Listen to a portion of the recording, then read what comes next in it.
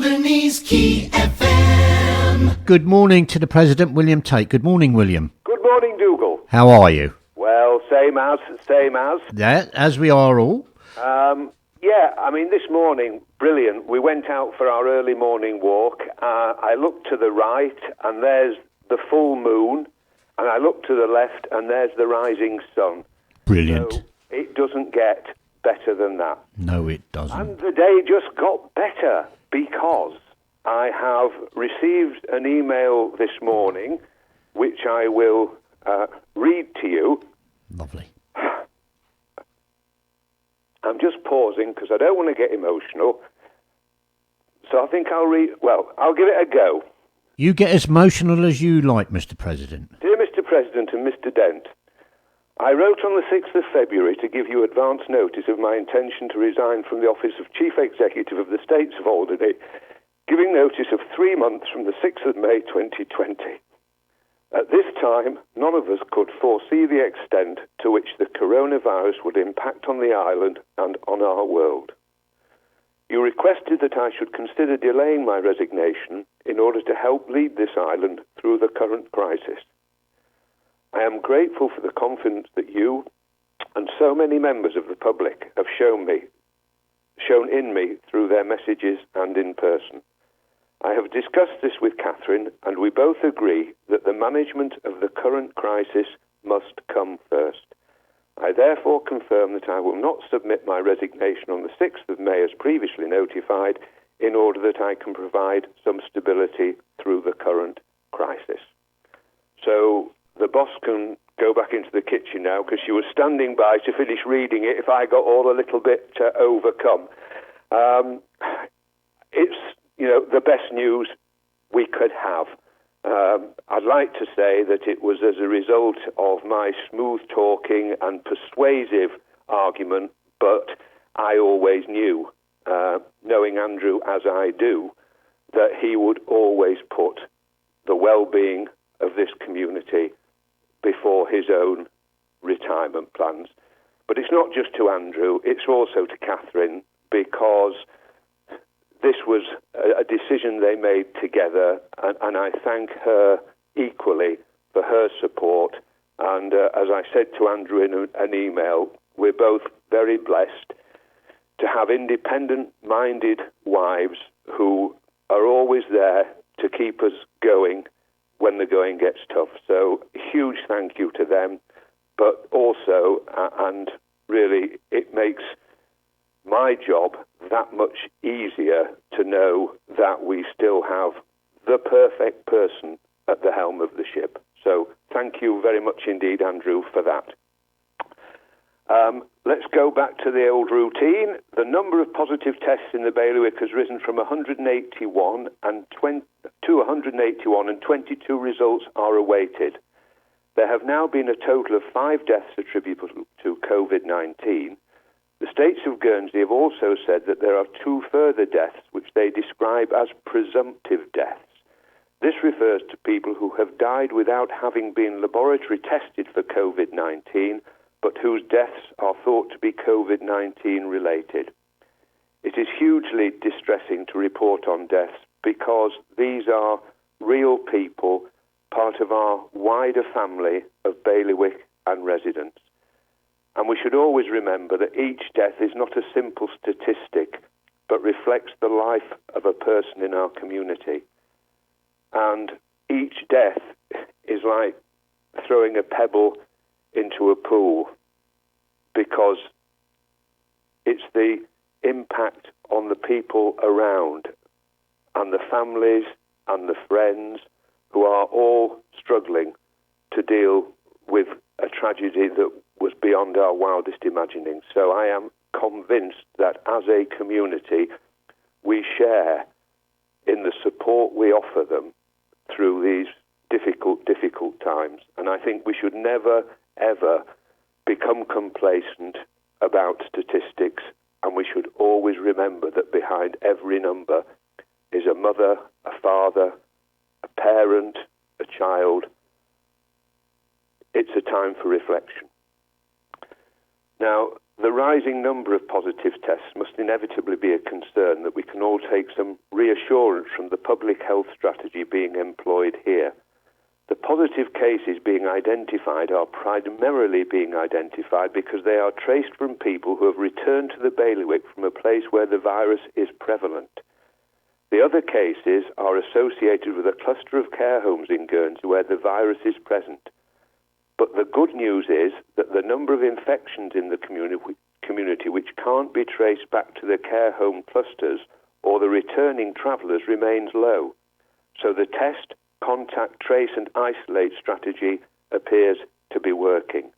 So again, I emphasise the point that as a bailiwick, we are getting this right. And as the community of Alderney, we are getting this right. And Dr. Sally spoke of another initiative which we took early in the game to close the hospital to visitors and the Connaught. So we were ahead of the game there. So again, as Dr. Sally said, it demonstrates how important the operational group is. And as a multi-agency operation, the group takes into account all the circumstances. So yes, she's absolutely right. We should be very, very proud of that, and we should be very, very proud of how we are managing this potential crisis. So finally on the statistics, we still have no positive case identified in Alderney. So fingers crossed. Now, I want to move on to mention a couple of heroes who are helping the island. At the start of this emergency, we had a real problem because the medevac of infectious patients was not possible through a Rinny.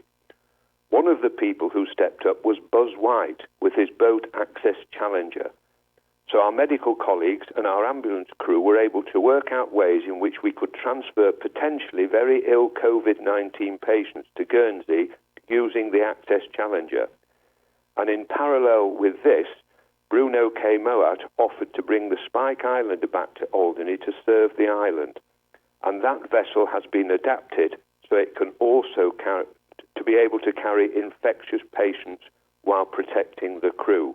And I have seen photographs of the work that Bruno has done to ensure that everybody's health is protected.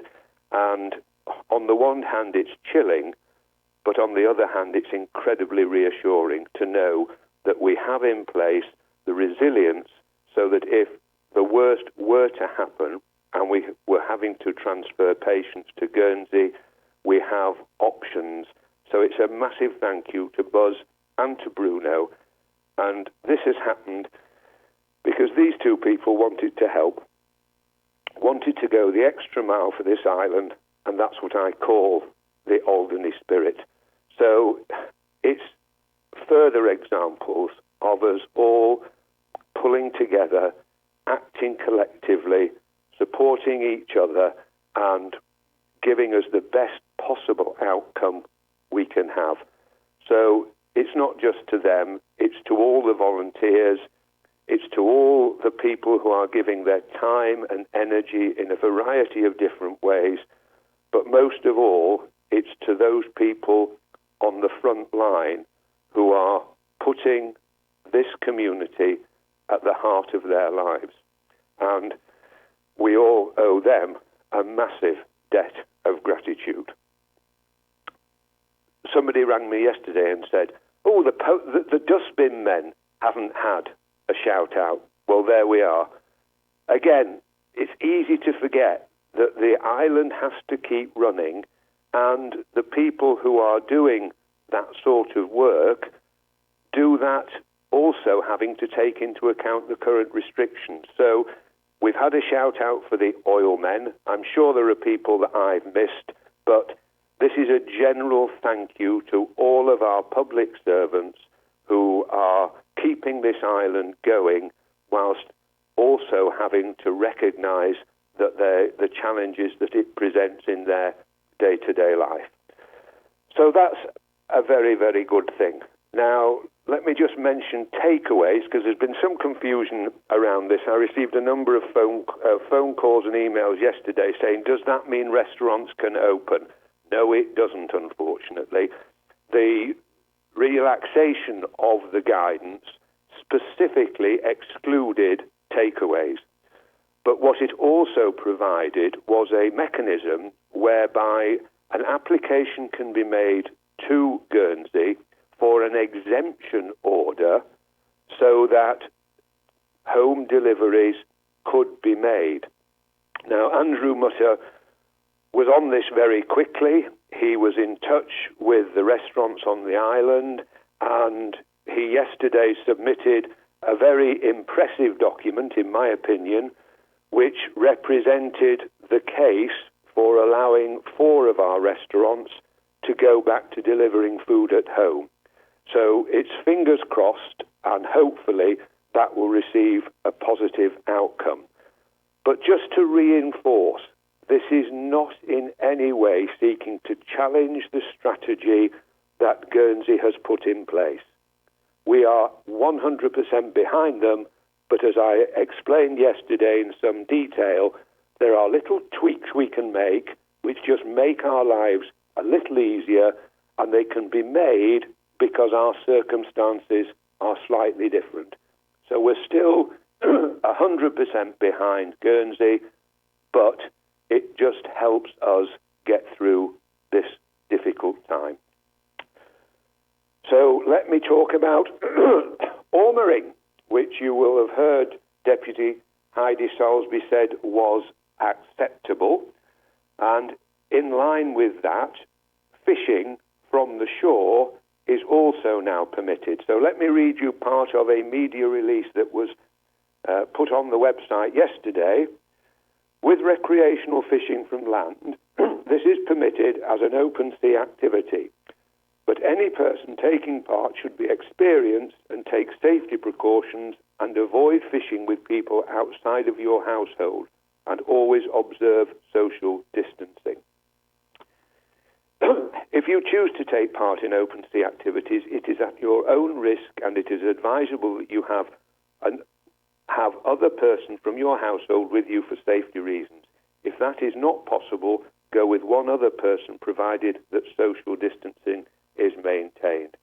So that is an example of a slight relaxation. So with all these activities, ormering, fishing, obviously care has to be taken, but I'm confident that those who take part in these experiences have experience in them and will make sure that they're not putting themselves and others at risk. Right, well, a lot of what I was going to say, Dr. Sally has helpfully covered. Oh, here's one, virtual shopping. Now, when you put in your order to Jeans or Tesco's, the suggestion is, and this works really well, is that when you're writing your list, if you imagine you are going round the shops in the order you normally go round, noting what you want, then it makes it much easier for the pickers to go round the shop, and then they don't have to be zigzagging backwards and forwards. So that's a practical way in which we can help the shops, who are, again, doing a magnificent job in very, very challenging circumstances. They are managing to get the orders out. They are managing to keep us supplied with food. And again, it's a massive thank you to them, and also to all their friends and volunteers who have stepped up to help them in that effort. And I know it's been very challenging, and I know that there have been occasions when it all looked a bit too challenging. But, you know, it's the Alderney way. People step in, people help, and we get through it. So big thank you to Petra, big thank you to Hannah and everybody else who is now able to deliver to us goods at home, which make this period of being at home a little bit more manageable. So finally, I've mentioned before the radio, and I think that what this whole crisis has demonstrated is how important the community radio is to us, because we can get information to you in real time, so that when there are changes up to 9:15 in the morning, I can bring those changes to you and I can keep you updated. Now, that would have been impossible without Dougal and his team. And if you just think back, how else would we access information about what was going on here if we didn't have the local radio station? We would have had to access radio feeds from Guernsey or from the UK. So what Dougal and his team have been able to do is to give us the opportunity of connecting with our community in a way which, from what people tell me, has been invaluable. So when you are at home and your normal way of life has been affected, I'm told it's comforting to know that every day people can tune in, they can be brought up to date so that they know exactly where we are and exactly where Guernsey are. So the point of all of that is to ask once again, this is a voluntary charitable organisation, and as all charities at the moment, funds are hard to come by. And of course, it's difficult to justify advertising when businesses are closed.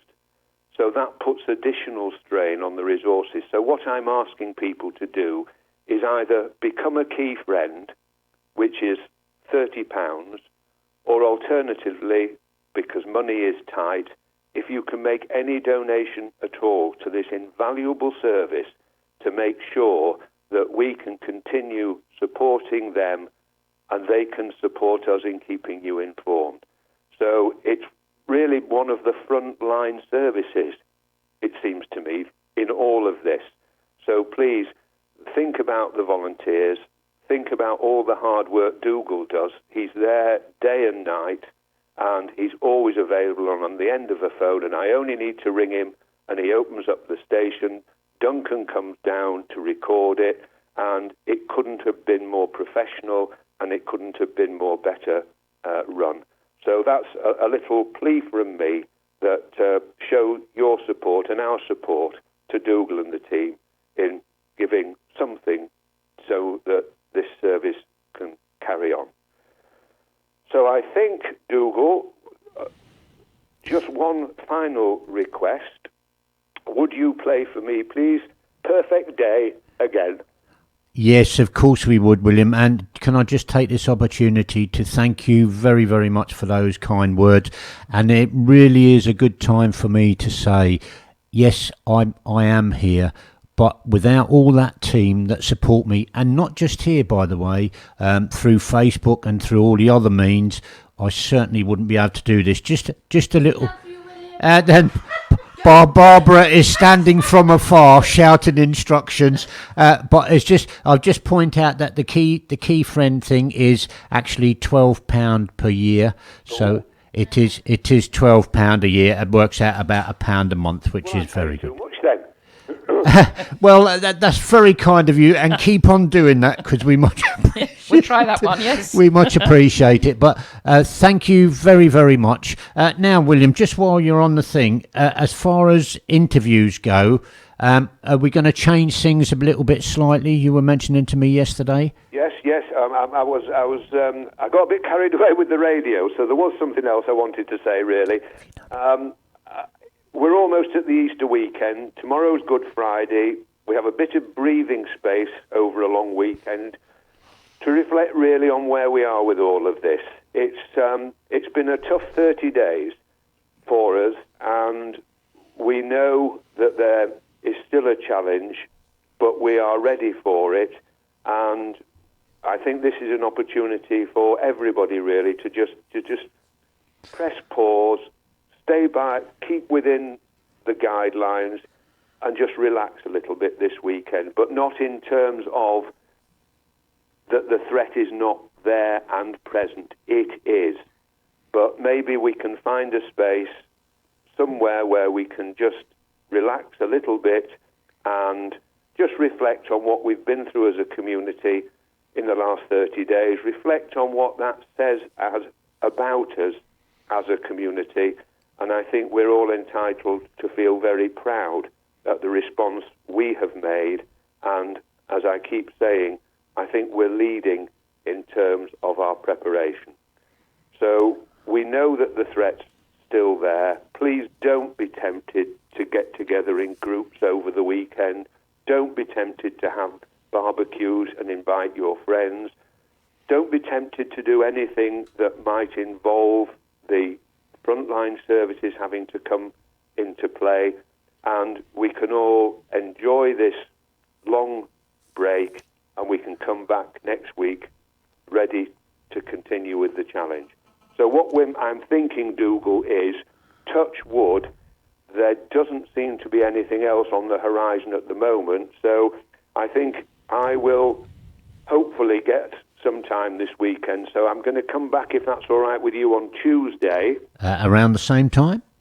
Yeah, we will look at things then. But touch wood, if we carry on as we are, it may be necessary that I don't have to inflict myself on people every day ongoing. Yeah, okay. So okay. at the moment, I'm talking to Andrew about the possibility of delivering something every morning in a slightly different way, involving perhaps other members of the frontline team.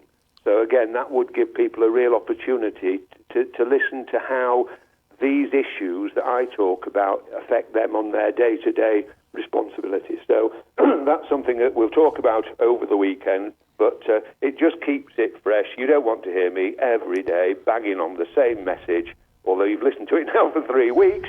But thankfully it's worked.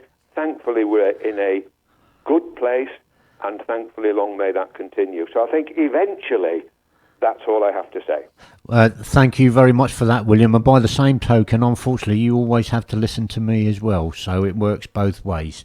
But thank you very much, and good news all round this morning, so that is good, and we look forward to speaking to you again on Tuesday, and hopefully, I don't mean this nastily, but we don't have to speak to you Tuesday, and that means it's good news still all round over the weekend. Absolutely, but if we do, I know you're there, and we'll get it out as quick as we can. Lovely, so thank you. Have a really peaceful and relaxing weekend, and stay safe. Lovely, thank you, William, and this song is specially for you and everybody on Alderney. Alderney's Key FM.